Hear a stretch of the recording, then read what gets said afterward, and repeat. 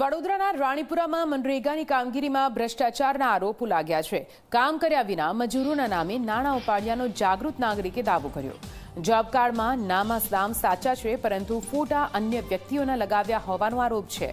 300થી વધુ લોકોના નામે નાણાં ઉપાડવામાં આવ્યા હોવાનો આક્ષેપ।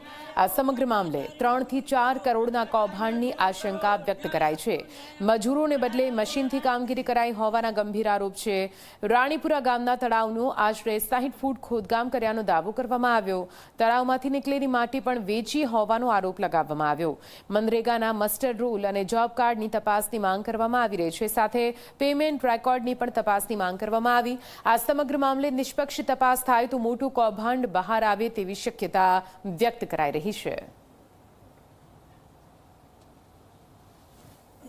ત્યારે મનરેગા હેઠળની અંદર જે કામ ચાલી રહ્યા છે, બહુ ભ્રષ્ટાચાર ચાલી રહ્યો છે।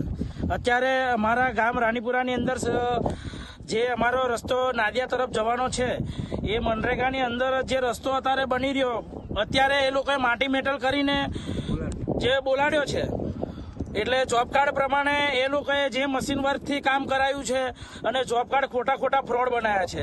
એકબીજાના ફોટાથી, મતલબ મારું નામ જાતે પોતે મિતેશ કુમાર છે, તો હું જાતે પોતે મારો ફોટો નથી, બીજાનો ફોટો ચોંટાડેલો છે મારા જોબ કાર્ડ પર।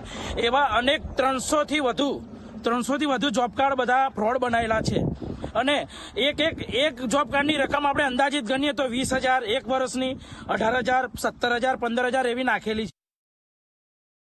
આ ફોટો તો મારો છે જોબ કાર્ડમાં, પણ હું નોકરી કરું છું, પણ મને ખબર જ નહીં કે આ કે પૈસા ઉપડી ગયા। કેટલા વર્ષથી આવું થાય છે? 8 વર્ષથી। કેટલા પૈસા છે?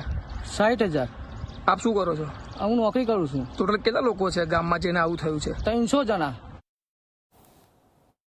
જોબ કાર્ડ ઉપર ખોટો ફોટો લગાવી અને પૈસાનું લેવડ દેવડ કરેલું છે। જોબ કાર્ડ ઉપર કોનું નામ છે? જોબ કાર્ડ ઉપર મારું નામ ફતેહસિંહ મેલાભાઈ છે। ફોટો કોનો છે? ફોટો બીજા કોઈનો લગાવી અને તેનો વ્યવહાર કરેલો છે। કેટલા વર્ષથી આવું થયું? આવથી 7 થી 8 વર્ષથી કરેલું છે। કેટલા રૂપિયા હશે? અને કમસે કમ 70,000 જેવું હશે। ટોટલ ગામમાં આવા કેટલા લોકો આવા છે? ગામમાં 300 કાર્ડ બનાવ્યા છે ખોટી રીતના। એ લોકોએ આજે પાવડા લઈને ઉભા રાખ્યા છે અને ફોટા પાડીને ખોટા પૈસા સરકારશ્રીના વસૂલાઈ લીધા છે। આપની શું માંગણી છે? અમારી માંગણી કે સરકારશ્રીને જે આ પૈસા લીધા છે પરત મળે, અને અમારી એવી માંગણી છે કે એ લોકોને કાયદેસરની કાર્યવાહી એ લોકો ઉપર થવી જોઈએ। સરકારશ્રીને અમારી નમ્ર વિનંતી, અમારા ગામ વતી અમે નાગરિકો એવું કહેવા માંગીએ છીએ કે આ લોકોને સજા થવી જોઈએ।